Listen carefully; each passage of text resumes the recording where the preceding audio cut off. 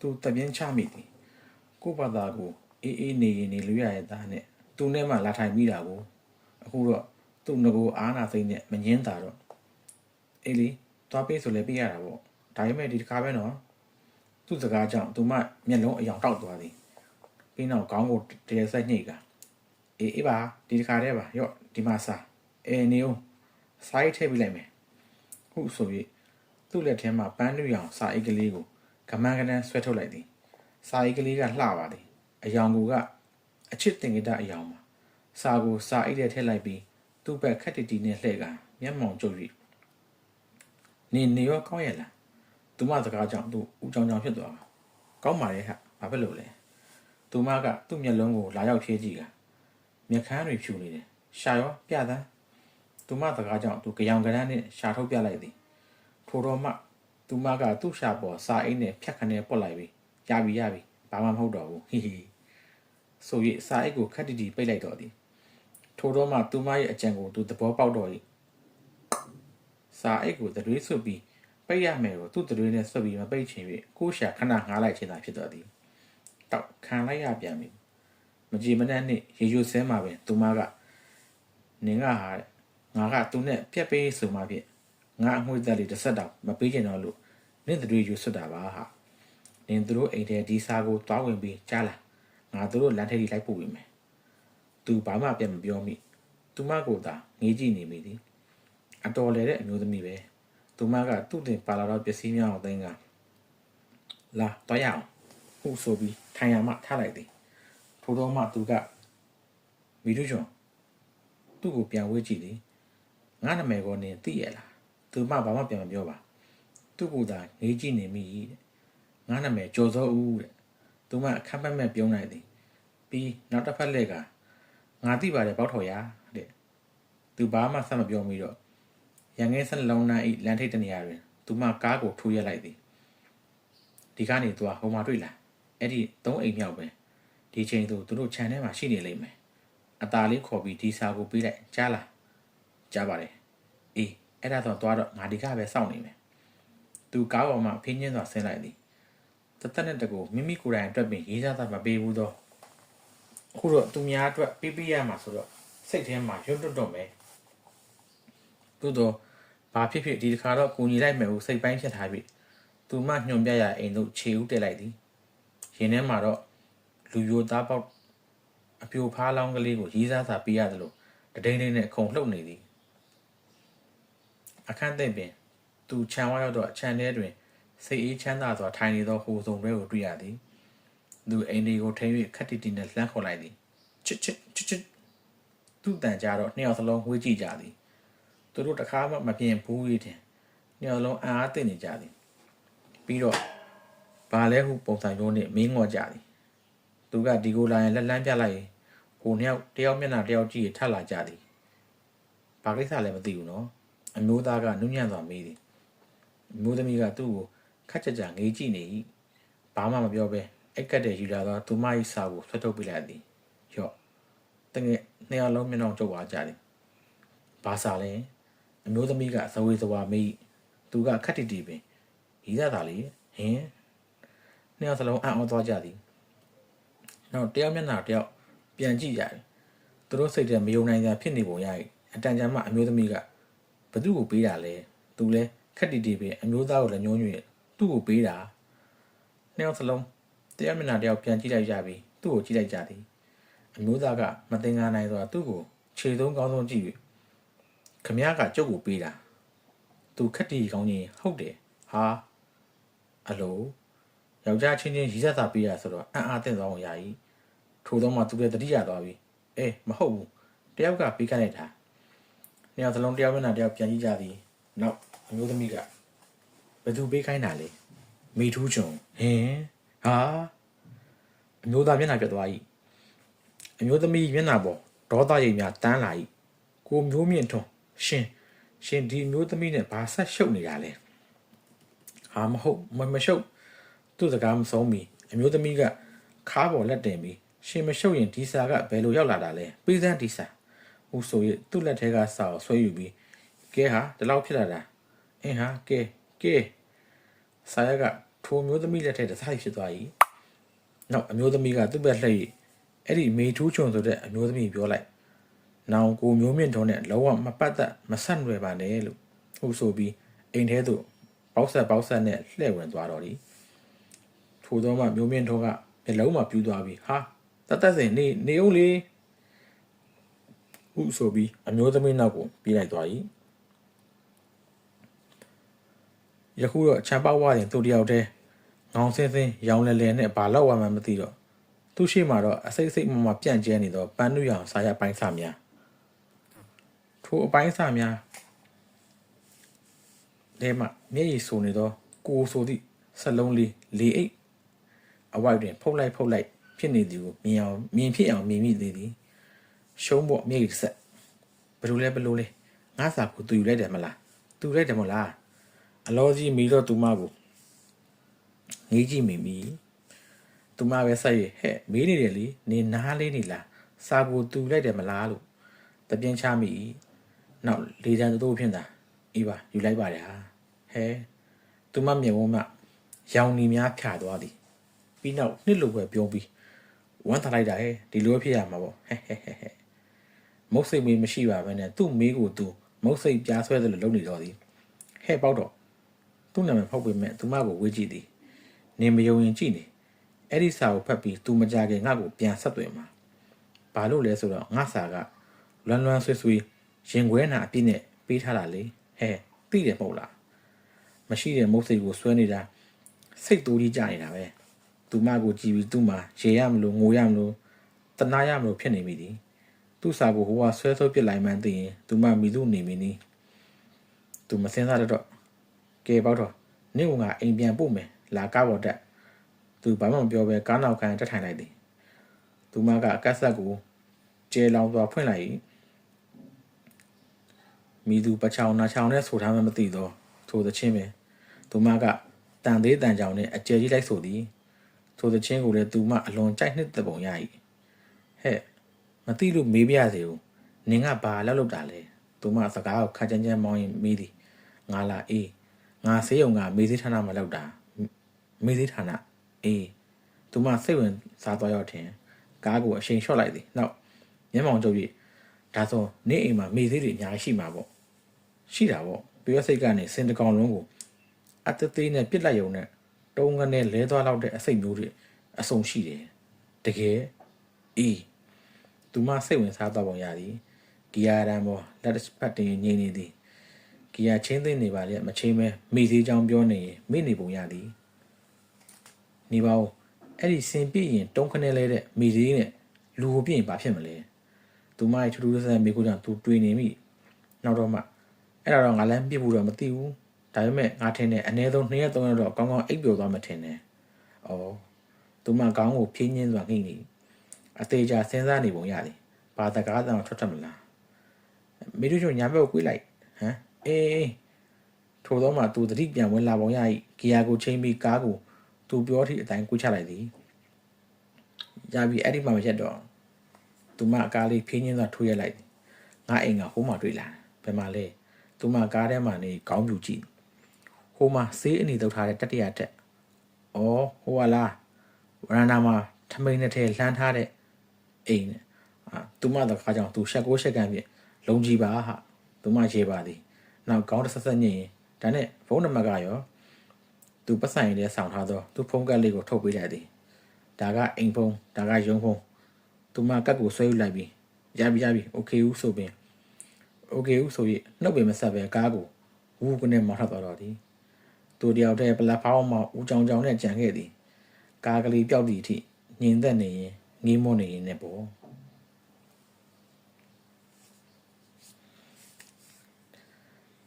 တတိယအကြိမ်တွေးရှိပုံကလည်းမိသူမှမထူးဆန်းပါသို့တော့ထူးဆန်းသည်ကကျွန်တော်သူမခိုင်းသောအလုပ်ကိုလုံးမိခြင်းဖြစ်ပါသည်သူမတွင်မိသူသောညှို့တဲ့ရှိသည်ကိုကျွန်တော်လည်းမသိပါတို့တော့သူမကိုမငင်းဆန်နိုင်အောင်သူမလုပ်ရအားလုံးမှာစိတ်ဝင်စားစရာများနေတာပြည့်စုံနေပါတယ်ယခုကဲ့သို့သူမကြံစီနေခြင်းကိုလည်းကောင်းသည်မကောင်းသည်ဟုမခွဲခြားနိုင်ပါတို့တော့မိသည့်စံပေတံမှထောက်တိုင်းမရအောင်ထူးဆန်းနေသည်ကိုတော့တွေ့ရသည်သူချစ်သူကသူမကိုအကြောင်းမဖြတ်သွား၏ လက်စားချေခြင်းလားသူချစ်သူကသူ့ကိုစိတ်ပြန်လေလာအောင်ပြုတ်လုပ်နေခြင်းလားကျွန်တော်ကောင်းစွာမသိပါတို့တော့သူမ၏လောက်ကွက်များနဲ့ဘာနဲ့တူနေသည်ဆိုတော့ကောင်မလေးတယောက်ကသူ့ချစ်သူကောင်လေးကိုသူမ၏အလှဆုံးဓာတ်ပုံတစ်ပုံပေးလိုက်သည်ထိုဓာတ်ပုံနောက်ကျောတွင်တည်သက်လှပသောလေးဖြင့်ဤသို့ရေးထားပါသည်ကိုတတိယအတိုင်းမဓာတ်ပုံလေးကိုထုတ်ကြည့်ပါမကတော့ဓာတ်ပုံကြည့်နေကြမလို့ကိုပုံရိပ်တဲ့ကမစိတ်ထဲမှာအမြဲတမ်းရှိတယ်ကိုကိုအသေးပေါက်မတက်ချစ်တယ်ကိုလည်းမိကိုအသေးပေါက်မတက်ချစ်နေမယ်လို့ယုံကြည်တယ်အချစ်များစွာနဲ့မေဆန္ဒတိုးညွတ်မှတ်ချက်ကိုနဲ့မိတကယ်လို့မပေါင်းဖြစ်ခဲ့ရင်ဒီဓာတ်ပုံလေးကိုပြန်ပေးပါနော်ဒီဓာတ်ပုံကတပုံနဲ့ရှိလို့ပါအဲ့လိုမျိုးဖြစ်နေတယ်ပြောတော့အသေးပေါက်မတက်ချစ်တဲ့ချစ်သူတွေကွဲသွားရင်တော့ပေးတဲ့ဓာတ်ပုံပြန်လုပ်ခြင်းတယ်ဘလို့ဆုံးဖြတ်ရမှာလဲဘာဖြစ်ဖြစ်သူမတွေကျွန်တော်တို့တော့စိတ်ဝင်စားစရာဓာတ်ပုံတစ်ပုံဖြစ်နေသည်ထို့သောဆိုရင်လူရှင်တော်စကားနဲ့တတိယပါသည်ဆိုပါစို့သူကမင်းသမီးကိုကြိတ်ချစ်နေတယ်သူကလားဟုတ်တယ်အဲ့ဒါကြောင့်မနက်ကတော့မျက်နှာသိရင်နဲ့မင်းသမီးနဲ့ဆုံတော့မင်းသမီးစီဓာတ်ပုံတောင်းနေတာကြားလိုက်သေးတယ်မင်းသမီးကပေးလိုက်လားမပေးလိုက်ပါဘူးတဲ့ဘာလို့တော့မင်းသမီးကပြောတယ်ဘာပြောတော့အကူရဲ့ဓာတ်ပုံကိုဒီနေ့တော့မယူပါနဲ့တဲ့ဘာဖြစ်လို့တော့သမီးကဒီနေ့ဓာတ်ချုပ်နေလို့နောက်ပြန်1 note သေးစာရေးမှာဓာတ်ပုံပေးပါမယ်တဲ့ဟာဝါမင်းကလည်းဘယ်ဓာတ်ပုံကြီးဖြစ်သွားတာတော့ဟာဟုတ်ကဲ့သူမသည်ဓာတ်ပုံတစ်ပုံဖြစ်သည်ထိုဓာတ်ပုံမှာလူရှင်တော်များပြောသည့်ဓာတ်ပုံမဟုတ်ပါကျွန်တော်မြင်ကြရရင်အလှကြီးတဝန်းသာဖြစ်သည်သို့တော့အနက်လည်းနဲ့ထွက်နေသည်မဆိုကောင်းဆိုကောင်းဓာတ်ပုံပေါ်ကဓာတ်ပုံနဲ့ဖြစ်သွားနိုင်သည်တောက်တယောက်တယောက်တည်းလှုပ်ရှုပ်နေတော့အိမ်ကားခောက်တန်ကြား၍စိတ်ညစ်သွားရသည်ထို့ကြောင့်လာပြီးဟုအတန်ပြည့်၍လှုပ်လက်စာများသိသိကအိမ်ကားကိုပြေးဖွင့်လိုက်သည်အိမ်ကားတွင်လုံးဝထင်မှတ်မထားတော့သူမကိုတွေ့ရတော့သူအံ့ဩသွား၏သူမကသူ့ကိုဂူးမဆိုင်အိမ်ထဲကြုံလိုက်သည်ပြီးနောက်အိမ်ခန်းနဲ့ဟိုကြည့်တီကြည့်လုပ်ပြီးနေ့အိမ်ကလည်းရှုပ်ရှက်ခက်နေကြပဲဘာတွေမှလည်းမသိဘူးဆို၍ဟိုဘက်လျှောက်လိုက်ဒီဘက်လျှောက်လိုက်လုပ်နေသည်ပြီးနောက်စပွဲပေါ်တွင်တင်ထားသောဆေးပလင်းများကိုဆွတ်ခနဲ့ကန်ကြည့်ပြီးဒါကဘာတွေလဲဟေးအရမ်းမကန်နဲ့လीအလန်တကြားအော်မိသည်သူမကန်ထားသည့်ပလင်းကအနံ့ပြင်းသောခွဲစိတ်ဆောင်သောမေးစေးပလင်းသူမသူ့ကိုဝေးကြည့်ပြီးခက်တီတီနဲ့ပြန်ချလိုက်သည်နောက်စပွဲကုံအောင်ငုံကြည့်နေရန်ကိုမော့ကြည့်လုံးနေပြန်သည်သူမ၏အပြုတ်မြူကြောင့်သူလည်းမသိငါဖြစ်သွားပြီးနင်ဘာလာရှာတာလဲသူမကိုတစ်ချက်ဝေးကြည့်နောက်ဘာမှမဟုတ်သလိုဟန်မျိုးနဲ့ဟဲ့အတိရင်အစ်စ်ကိုရောက်လာတဲ့ဧည့်သည်ကိုဘာဝဧည့်သည်တို့တဘာဝဆက်စုရတာပေါ့ဟာဘာမှမရှာပါဘူးဟုတ်ဆိုပြီးအဲ့အနောက်ဘက်ရှောက်သွားပြန်သည်ရှုပ်ပွားနေတာပဲဟဲ့နင့်မိမကမရှင်းပေးဘူးလားသူမ၏စကားကိုသူရှက်ကိုရှက်ကန်းနဲ့ခေါင်းကုပ်လိုက်ပြီးဟာငါမှမိမမရှိတာအော်ထင်တော့ထင်တာနင့်ပုံတွေကသူမလှည့်မကြည့်ပါရေခဲတက်တာကိုဖွင့်ပြီးအသေးချာလိုက်ကြည့်သည်ပြီးနောက်အချွေဘိုးတပူကိုဆွဲယူပြီး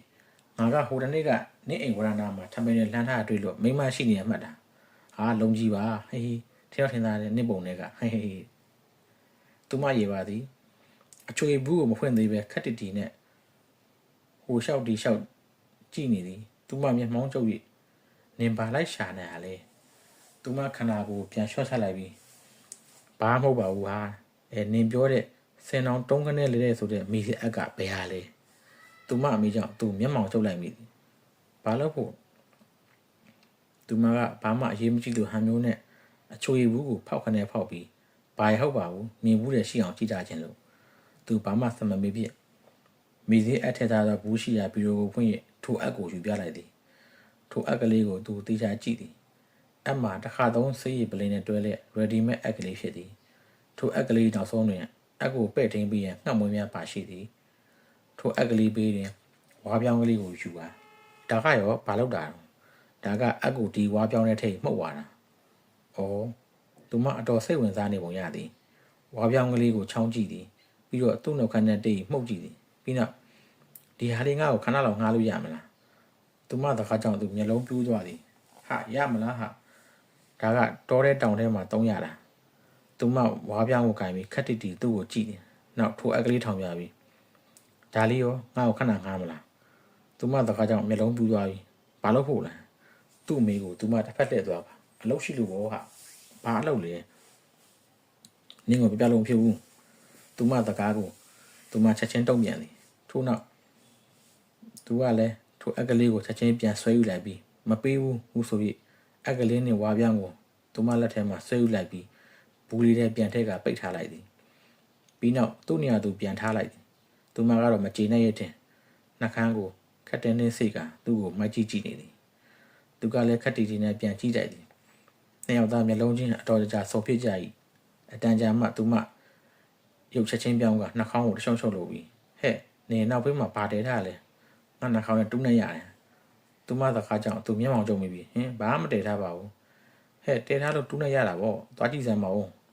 တော့ကြတအိမ်လုံးမီးလောင်သွားပါဦးမယ်သူမသခါကြောင့်သူမီးဖို့တဲ့ကမန်းကနန်းပြေးဝင်ပြီနောက်မီးဖို့သွားကြည့်သည်မီးဖို့ကခောက်ဆွဲပြုတ်အိုးတင်ထားသည်သို့တော်မီးဖွင့်မထားအိုးကိုမကြည့်မီးဖို့စမ်းကြည့်သည်ဘာပူငွေးမှမရှိထို့ကြောင့်သူအိမ်ရှိပြန်ထက်လိုက်ပြီးဘာမှသူမကိုတွေ့ရတော့ရုတ်တရက်သူမဘယ်ကိုပျောက်သွားသည်မစင်စားတတ်နောက်မှသူမအကြောင်ရိပ်မိပြီးမေးသေးအပ်ထားသည့်နေရာကိုကမန်းကနန်းကြည့်လိုက်မိသည်ဟာမေးသေးအပ်ဘူးမရှိတော့အိမ်ရှိဝရဏာကိုပြတ်ထွက်ပြီးအောက်ကိုငုံကြည့်ရတော့မေးသေးပိုက်၍ကားတဲ့သို့ခတ်တော့ဝင်ပြီးသွားသူမဟေးနေအောင်သူအလန့်တကြားអော်ပြီးလေကားခိုင်းကမန်းကနန်းပြေးစင်းတော့သည်သူမကတော့သူ့အော်ဒန်ဂယူးမဆိုင်ပဲကားဆက်ကိုနှိုးပြီးသူ့ကိုလက်တစ်ဖက်ထုတ်ပြီးတက်တာပြကားကိုမှုန်နေအောင်မောင်းထွက်သွားတော့သည်သူလည်းဘာမှမတတ်နိုင်တော့ပြီးလိုက်လဲမိတော့မဟုတ်ပါသွားပြန်ပြီဘာတွေကြိုကြအောင်မလဲမသိဘူးမကြည်မနဲ့ရေရုပ်သာရှိတော့သည်ဘာမှမတတ်နိုင်တော့တော်ရုံတိုင်ရုံဆိုလိုက်ရှာရသည်အခုတော့သူ့ဖြစ်ကသူမတယောက်တည်းမှလွဲပြီးသူမရဲ့အိမ်ဒိတ်စာဖုန်းနံပါတ်ကစဘာမှမသိခဲ့ရခြင်းပင်သို့တော့မျှော်လင့်ချက်တော့ရှိသည်သူအလင်းမြန်အဝတ်စားလေးထိုနေရာသို့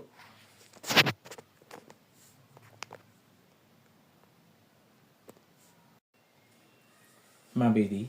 သူ၏တွေးဆချက်မှန်ပေသည်သူရောက်သွားချိန်တွင်သူမကမျိုးမြင့်ထုံးဆိုသောသူ့မျိုးသားဟောင်း၏ခြံတကားကိုကြော်တက်ဖို့လုပ်နေပြီသူ့ခါကြားမှာလည်းသူ့ဓမ္မယူသွားသောမေစီဘူးကိုထိုးထည့်ထား၏သူမပါဆက်လုံးမီကိုသိချင်သူအသာလေးနှင်ကြည့်နေလိုက်ဟိုစုံတွေကတော့ခြံထဲတွင်ကြည်နူးစွာထိုင်နေကြသည်သူမကသာဘသူမှမမြင်နိုင်တဲ့ပန်းချုံပင်းသားတွေခြံစည်းပေါ်ကြော်တက်နေပြီသို့တော့သူစီးထားသောတောက်ဖက်ဝစ်စင်ထားသောထမိန်ဆက်ကပ်အချက်ကြောင့်ဘလို့မှကြော်တက်မရနိုင်ဖြစ်နေသည်သူမအောက်ပြန်ဆင်းလိုက်ပြီးတောက်ဖက်ချွတ်လိုက်ပြီးနောက်ဆလင်းဘက်ကိုချွတ်ချလိုက်သည်ခါကြမှပြောင်းကိုဆန်းသည်နောက်ထမိန်ကိုမ၍ခြံစည်းပေါ်သို့ရှစ်ခနဲညာတန်ပြီးကုတ်တက်လိုက်သည်သူမ၏ပုံမှာရန်သူပေါင်းမြောင်များစွာကိုတေးသေးကြည်တိုက်ခိုက်မိကွန်မန်ဒိုပုံမျိုးဖြစ်နေသည်ရုပ်တည်ကြီးနှင့်အတန်ပေးကခြံစည်းပေါ်တွင်ကုတ်တက်နေသည်သူ့လက်ကခြံစည်းပေါ်သို့မမိနိုင်သည်အန်ကျိတ်ကမရရအောင်တွေ့တက်နေသည်တကူလုံးလဲဇောချွေးများနဲ့ရွှဲနှိမ့်နေသည်ခြေထောက်နှစ်ဖက်ကလည်းပြုံးမကြနိုင်အောင်အုတ်နှရံကိုအသေးကြီးကြားကန်ထားရသည်ဖက်ခနဲလက်တစ်ဖက်ကိုခြံစည်းပေါ်မြောက်တင်လိုက်သည်ပြီးမှထိုလက်အားနှင့်ပင်ခြံစည်းပေါ်ကုတ်တက်လိုက်သည်ရပြီဟိုဘက်ခြံထဲသို့သူခေါင်းကျော်မြင်ရပြီခြေနှစ်ဖက်ကလေထဲတွဲလဲဟိုတွဲကသူ့မမြင်သေးသူတို့ဘာသာသူတို့ကြည်နူးသောစကားတွေပေါင်ဖွင့်နေပြီဟာနာဖို့သာပြင်ပြီးတော့သူမ၏ခြေစမ်းတူနောက်ခါကြတွင်ဆောင်းထားသောဝါးပြောင်းကိုလက်တစ်ဖက်နှင့်ဆွဲထုတ်လိုက်သည်အုံနေရဆုံးကိုတထောင်တစ်ဖက်နှင့်သာခောက်တင်ထားပြီးကြိုတင်ယူဆောင်လာသောမေစစ်အပ်ကိုခါကြမှဆွဲထုတ်ကပြောင်းလဲထည့်လိုက်သည်နောက်ဆက်ခနဲ့ဟိုဆုံလွဲစီဝါးပြောင်းထိုးထင်လိုက်သည်ဟိတွေ့ကြပြီဗောသူမ၏ဝမ်းသာအားရကြီးစမ်းသူမတကယ်တော့တော်ပြီထို့တော့မှသူလည်းလန့်သွားကဟေးဘာလုပ်တာလဲကျေတောင်တော့အထုတန်ကြောင့်သူမတုံတက်သွားတယ်ဆက်ခနဲ့အနောက်ဘက်လှည့်ကြည့်လိုက်ရသူမ၏ခန္ဓာကိုယ်ကိုမထိန်နိုင်ပဲဝါးပြောင်းကင်ကအနောက်ဘက်သို့အုံကနေလဲကျသွားလေသည်အတန်ကတိတ်မကျေပါကတ္တရာလမ်းမပေါ်ဖင်တိုင်ရက်မုတ်တုတ်ကြီးဖြစ်နေ၏နောက်မှအနောက်ဘက်သို့တဖြည်းဖြည်းလမ်းကျသွားပြီးအောင်မလီကျိုးပါပြီမေရဲ့သူမ၏ငယ်တန်းပေါင်းအော်တန်ကြောင့်သူလည်းလန့်သွားပြီးမိထုချုံသူ၏အလန့်တကြားအော်တန်သူမလှည့်မကြည့်နိုင်တော့ဝါပြောင်ကြီးချစ်ပေါအောင်ဆုပ်ကအန်ကြီးကြိတ်ပြီးအတောင့်လိုက်ကြီးငုတ်တုတ်မိနေသည်ခြံထဲလှမ်းကြည့်ရတော့ဟိုဆိုးတွေကဘာဆိုဘာမှမသိပဲကြည်တူးစွာတိတတာပြောနေတော့သူမ၏တန်ကုန်ချစ်ငိုသားကိုဘာသာကိုလက်စားချီဖို့ဟာကိုအဖြတ်သမားနဲ့မှလာတွေ့ရတယ်လို့နှုတ်မုံရင်စေးရောင်မကဟိုကောင်မှဖြစ်နေရမှာအခုတော့ ငါကအလကားနေတစားခံဖြစ်နေရတယ်သူမသူစိတ်ရောက်ချင်တယ်သူမကလက်တစ်ဖက်အချွေဘူးလက်တစ်ဖက်ကပေါမုတ်အတောင်ကိုဓာတ်တန်ဆွဲသလိုပိုင်ပိုင်နိုင်ဆွဲကင်ထားပြီးမှောက်လက်ကြီးငုံငိုပြီးဝါနေသည်အုတ်နေရာမှာပြုတ်ကြပြီးတင်ပါရွတ်အပ်သွားသည်တဲ့တင်ပါတစ်ဝိုက်6ပတ်တီစီထားသည့်အပြင်ပက်လက်နေရမရပဲမောက်ကုံကြီးကိုမှဘိုက်ကခေါင်းခုကကုန်းကုန်းကြီးနေရသည်သူမ၏နဘေးမှာလဲသူမ၏အမေနှင့်သူမ၏ညီမတို့ရှိနေသည်အခုလဲသူမ၏ညီမကိုတိုင်တယ်ပြောနေခြင်းဖြစ်သည်သူမညီမလက်ထဲ၌တက်သားပြည်ကင်ထား၏ဟေးငါဘလောက်လက်တဲဆိုတော့နင်သိတယ်ငါကအဲ့ဒီကောင်မတင်မပပြားကြီးကိုတက်တက်ချိန်ထားပြီးသားထိလို့ကတော့နေရတော့ထားနိုင်မှာမဟုတ်ဘူးဟေးထင်ထားတာပြောလဲပြောအချွေလဲတောက်လိုက်သည်နောက်ပေါမို့အတောင်ကြီးကိုဆွတ်ခနဲ့ကိုက်ပြီးစကားကိုဆက်ပြန်သည်ဒီအက်ကစင်တော်ဟဲနားကြီးတယ်ကဲဟာဖောက်အမလေးသေးပါကြီးရသူညီမကနားကြီးလာရထင်သူမကြီးတိုင်ရထားတော့တင်ပါကိုသူ့လက်ထက်ကင်ထားတော့တသားပေရနဲ့ခက်ဆက်ဆက်ရိုက်လိုက်သည်မိသွေးနေတော့ငါနားတယ်ငါကောင်းနေနေမလွယ်ဘူးမှသူစကားကိုသူညီမမိသွေးနေကခက်ဟရေးလိုက်ပြီးဟာဘာကောင်းလာရင်လဲနင်းကိုတစ်သက်လုံးပေးမကောင်းနင်းကောင်းနေတော့ငါ့ကိုအနိုင်ကျင့်တာမှတ်မိလားသူမကပါစတဲ့ပေါမို့အပြည့်နဲ့မျက်ရည်တွေကျနေရင်ငါဗမာနိုင်ကျင့်လို့လဲနင်းကိုဩအနိုင်မကျင့်ဘူးဟုတ်လားညဘက်ငါ့ကိုဂရင်ဝကန်ချဘသူလဲတဲ့ဖြောက်သူညီမကပြောပြီးပေရန်နဲ့ခက်ဆက်ရိုက်သည်ရိုက်တကဖြစ်ပါဒါကိုသူမကခါပါကော့ပြီးငဲတန်းပါအောင်အော်သည်ပြီးတော့ပါစတဲ့ကပေါမို့ကိုအချွေနဲ့ဂလုကနေမျောချပြီးအတန်ပြေးကြီးနဲ့အမေသမီးကိုအနိုင်ကျင့်တာပြောတော့ဘူးလားဟူဆိုရင်သူ့အမေကိုလှည့်တိုင်တယ်ဒါကိုသူ့မိကပါသူမိုက်တင်မကိုခက်ဆက်ဖြတ်ခနဲ့ရိုက်လိုက်ပြီးဘယ်မှာနိုင်ကျင့်လို့လဲဘာနိုင်ကျင့်တယ်လဲနင်ကောင်းတော့ကဗလာအာကူနဲ့ကလေးကိုပို့ကြထားရလေနဲ့အတူအိမ်ထဲဝင်ဘေးကရေမြောင်းတဲ့မသိတာတုံးကြဘသူလဲငါမပြောချင်လို့ကြည်နေတာကဲဟာအမလေးအဖေရဲ့ဒီသားသမီးကိုနှိပ်စက်နေကြတယ်သူမတန်ကုန်ချက်အော်သည်စေုံတစ်ခုလုံးသူမအော်တာဖြစ်တာကျွတ်ညံနေ၏တဲ့အောင်မထနိုင်တာတော့အဖေကိုတနေတော့နင့်အဖေကသူ့လုံးနဲ့သူမလာနိုင်ဘူးခေါ်မနေနဲ့သူ့မိစကားကြောင့်သူမမျက်လုံးကလေးဖြစ်သွားပြီးငိုတန်ကြီးနဲ့အောင်မလေးအဖေရဲ့သမီးကိုတေတုံးကဝိုင်းပြီးနှိပ်စက်နေကြတယ်ဗျသမီးမခံဘူးသူမငိုကြပြီးပြောစကားကိုသူမ၏အမိကအောင်မခံတော့ဘာလို့ချင်သေးလို့တနေကုန်ကားတဝီဖုံးတကွန်နဲ့လမ်းသလားကျတိုင်းသလားနဲ့နေရလူကများဒါသမီးကိုအဖေဝယ်ပေးထားပါဖြစ်လေတဲ့ကို့အဖေဝယ်ပေးတာပဲစီးမှာပဲတဲ့ခွားမှာပဲတဲ့အဲ့ဒါနင်းတယောက်တည်းတော့ဝယ်ပေးထားတာလားနေနဲ့အမေသွေးနေနှစ်ယောက်လုံးတော့ဝယ်ပေးထားတာအဲ့ဒါနင်းတယောက်တည်းမောင်မိုင်းစီးထားပြီးတော့အမလီသေးပါကြီးဗျာမအော်နဲ့ငါထပ်လောက်လိုက်ရကဲဟဲဟာမအော်လို့ဖြစ်မလားအမေကနာနေတဲ့နေရာကိုဒလာရိုက်နေတာတာသမီမွေးထားပြီးနှိပ်စက်တယ်ဟီအောင်မလက်ဖျားလေးနဲ့ထိုံလေးကိုနှိပ်စက်တယ်တဲ့နင်သူများကိုဒုက္ခလိုက်ပေးနေတော့ကကောင်းတယ်ဟုတ်လားကဲဖောက်အမလေးကြွကုန်ပါပြီသမီးကဘယ်သူကိုဒုက္ခပေးနေလို့တော့သူတို့ကပဲသမီးကိုဒုက္ခပေးနေကြပြီးတော့ဟဲ့မိသွေးနီငါ့ကိုနောက်ထပ်ဘာမို့တော့လှမ်းပေးစမ်းပါဦးပြောလဲပြောငိုလဲငိုပြီးသူမညီမစီဘာမို့လှမ်းတောင်းဤဘာစကားလဲဝါနေတော့ရော့ဒီမှာဘာမို့ပြောမနေပါနဲ့တော့အမေဟာသူကလေကြောကုန်းထက်တော့အကျော်မာတာပြောနေလဲနားဝံမဟုတ်ဘူးအခုသူအိမ်မှာမရှိတာကိုပို့ပြီးကျေးဇူးကြီးလာပါပြီသူမရှိတော့အိမ်မှာလွတ်လပ်ပြောရှင်ပြန်နေကြတာပေါ့ဆိုပြီးလက်ထပ်သွားလိမ့်ပြီအော်ဟိုကိုရောက်နေတာကိုဒီမှာလေးအခုတငယ်ချင်းပခုံချင်းမှောက်ကြည့်ဦးတဲ့ဆိုပြီးတော့သူ့ကိုမြင်နှောက်ဆက်သွားသည်ဒါကိုမေတိုးကျွန်းကပေါမောက်ကိုက်လက်စက္ကနဲ့လက်ကြီးကလာပြန်ပြီဖြတ်သမားတယောက်တင်းကြောင်ငါတင်မာရိုးချိုးတာဟိုအတန်ကုန်ချစ်ငိုပြန်သည်ဒါကိုသူမရဲ့အမေကအမကမနင်းကြောင်သူ့ကြောင့်နင်းကန်ကောင်းသွားတယ်မှနမဟုတ်ရင်အခုချိန်နင်းချော်ရောက်နေပြီရှားဖို့ကိုဘာသာကိုလောက်တာကိုဘာသာကိုဘယ်ရောက်ပို့အချုပ်ရရောက်ရင်တော့အခုချိန်မီတိုးချွန်းတို့ဒူးနန်ပြီးစမြုံပြန်နေပြီအခုတော့တင်မာကျိုးနေလို့ဒူးနန်ကိုပြောနေလှုပ်တာမလှုပ်နိုင်ဘူး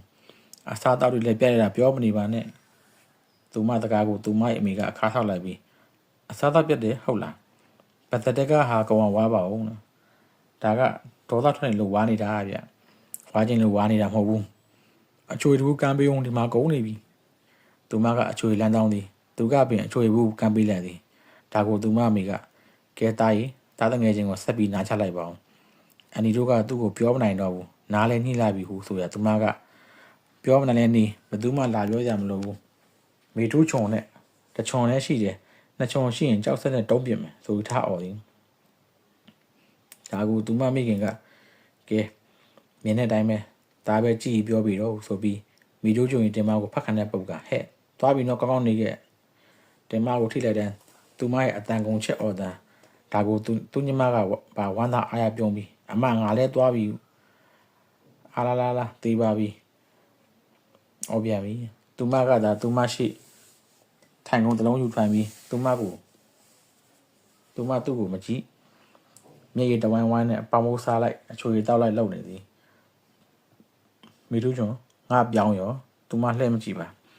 သူ့ဘာသာသူမျက်ရည်ရွှဲရွှဲနဲ့မုတ်တွေနင်းကန်ဝါနေသည်နေသူများကိုဒီလောက်ဒုက္ခပေးနေရောတော်ရောပေါ့ငါပြောင်းပြန်ပြီးတော့လေသူမလှဲ့ပဲမကြည့်မုတ်တွေစားလိုက်မျက်ရည်တောက်လိုက်နဲ့လုံနေသည်ရှုကနေနှက်ကလည်းရှုံသည်သူလည်းမနေနိုင်တော့ပဲသူမ၏ကတင်အဝိရှာလိုက်သည်ထို့သောမှသူမလက်နဲ့ကာရင်ဟဲ့ကောင်ငါကတင်ဟိုကြည့်တချင်းဘာလောက်တာလဲနာကျင်လို့လားမနာကျင်ဘူးငါပြောင်းကိုငါပြန်ပေးရပြီမရှိတော့ဘူးဟိုနေ့ကပညာဝနနာနဲ့ဘယ်မှာကြက်ခဲ့ရမသိဘူးသူမကလက်ကာပြပြီးခက်တီတီပြောသည်သူကမျက်မှောင်ချုပ်ပြီးတေးကြရဲ့လားတေးကြတယ်နင့်ကိုငါပြောလို့ပတ်စံရမှာမဟုတ်လို့လားသူမကခက်မြက်ပြောသည်သူလဲဘာမှဆက်ပြောကြမရှိတော့ဒါဆိုလဲငါပြန်မယ်ဒါဖြင့်ဒီလိုလုပ်လိုက်ပါလားချက်ချင်းပြန်ပြောသူမတခါကြောင်သူလည်းကြောင်သွားပြီဟင်းဘယ်လိုလုပ်ရမလဲတဲ့လက်ချင်းလိုက်တော့သူမချက်ချင်းတုတ်ပြန်လိုက်သည်သူမကိုမိုက်ကြည့်ကြည့်ထားရလိုက်သည်သူမကတော့ကလူးမဆိုင်ဟန်နဲ့အမြဲတဝိုင်းဝိုင်းဖြင့်မုံနေတာလှိမ့်ဝါနေသည်အနောက်ချက်တော့နှချောင်းကိုခြေပြားထောက်ကတလုံးလုံးလှုပ်နေသည်သူဘာမှဆက်မပြောတော့အခန်းပြင်တော့ထွက်လိုက်တော့သည်သူအခန်းတကာဝါရောက်တော့အာသူမအတန်ကုန်ချစ်အော်တန်လှည့်ကြည့်လိုက်တော့မှုတ်ပြောင်းကြီးပါးစပ်မှတိုက်ပြီးမျက်လုံးကြီးပြူးပြီးငြိမ်နေသည်ကြည့်ရတာသူလှည့်ထွက်မှသူ့ကိုမှုတ်ပြောင်းနဲ့မှုတ်ရန်ကြံစီပုံရ၏တို့တော့သူ့ဘက်သို့ကမန်းကန်လှည့်ကြည့်ပြီးသူ့ကိုမှုတ်ပြောင်းနဲ့မှုတ်မိလို့ကျိုးထားသောခါကလိမ်ပြီးကိုယိုကာဖြစ်နေကြသည်လောက်ကြပါအောင်ဒီမှာကျိုးအမလီကြဲကြပါဦးသူမကသူ့ကိုလက်ရက်ခေါ်ရင်အကူကြီးတောင်းသည်ခါကလိမ်ပြီးရက်ကန်ဖြစ်နေတယ်သူလှည့်ပင်မကြည့်နေပါသေးဒီလောက်ဆိုးတဲ့မင်းကလေးခံရတာနဲတောင်နေသေးတယ်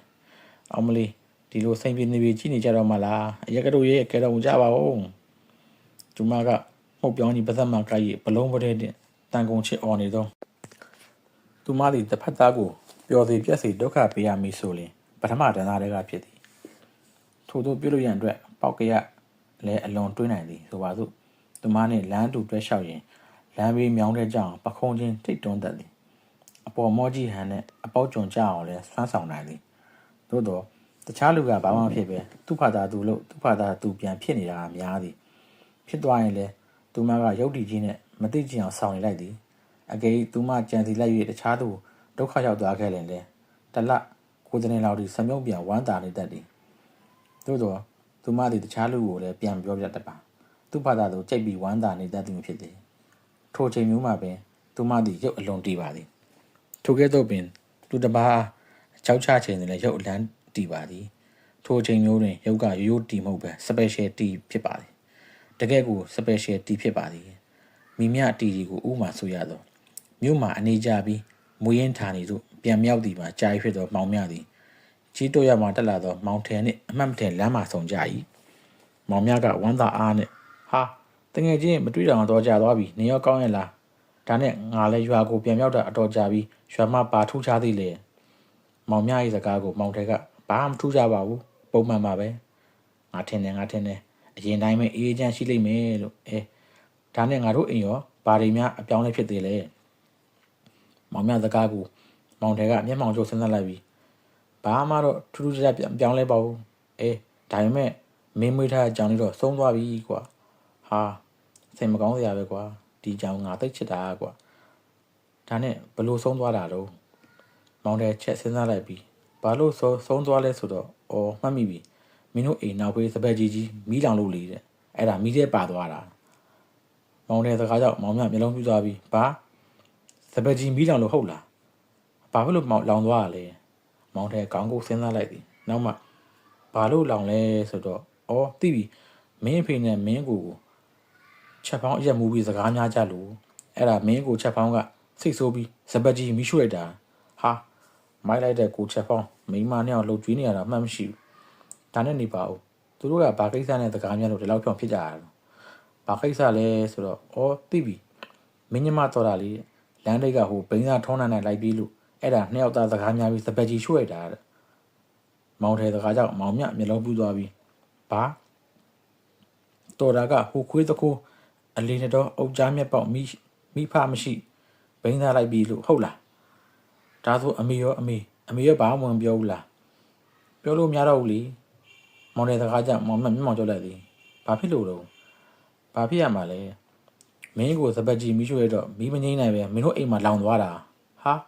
အဲ့ဒါနဲ့မီးရဲ့မင်းအမေပါသွားတာပေါ့ကွာဒါမှရှင်းရှင်းလေးအောင်မလေးတေးပါပြီမေရဲ့ဒါတောင်သူပြောတော့ဘာမှမဖြစ်ဘူးတဲ့ဗျတေးပါပြီဗျဒါနဲ့နေပါအောင်အဖေနဲ့ကူရောတဲ့မင်းကိုချက်ဖောင်းကတော့စပက်ကြီးမိချိုးနဲ့ပဲမိချိုးမှုနဲ့ပဲထောင်ကျသွားပြီလေမင်းဖေကတော့အဲ့ဒီစိတ်နဲ့ယူပြီးအောင်မလေးအဖြစ်ဆိုးလာကြီးလားအဖေရဲ့ဒါနဲ့နေပါအောင်ငါလူမမဲအရွယ်ညီမလေးနဲ့ညီလေးရောမောင်မြရဲ့အမေကိုမောင်ထဲကချက်ချင်းဖြေမပြီးပဲခေါင်းကိုဆက်ဆက်လိုက်ပြီးဩ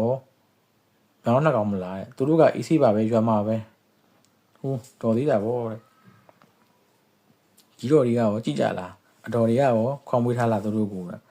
မောင်ထဲမြေမောင်းကြောက်လိုက်ပြီးတဲ့အဲ့ဒါလိုလည်းဟုတ်ပါဘူးတဲ့ဟင်ဒါဆိုဒီလိုပဲရွာထဲလှက်ပတ်တောင်းစားနေတာတနေ့အတော်ရဆိုပဲအောင်မလေးသေးပါပြီဗျာအဟုတ်ပြောတာသူတို့တောင်းတဲ့တခြင်းတော့ငါရသေးတယ်ဗါတဲ့အကိုကြီးအမကြီးတို့ရေထမင်းဘိုးလေးများဟင်းဘိုးလေးများတစ်ချက်လောက်ပေးစနာပါဒီမှာနေ့နဲ့ညနဲ့ထမင်းမစားသေးလို့ပါတဲ့အောင်မလေးကျွန်တော်ယူပြီးဗျထို့သို့ပင်သူမသည်အခြားသူများကိုကြက်ရတယ်အလွန်ရုပ်တည်ပါသည်သူမအကြောင်းနောက်မှဆက်ပြောတော့မည်ဘယ်ကြောင့်ဆိုတော့ကျွန်တော်လည်းနေ့နဲ့ညနဲ့ထမင်းမစားသည့်အတွက်သွားစားလိုက်ပါအောင်မည်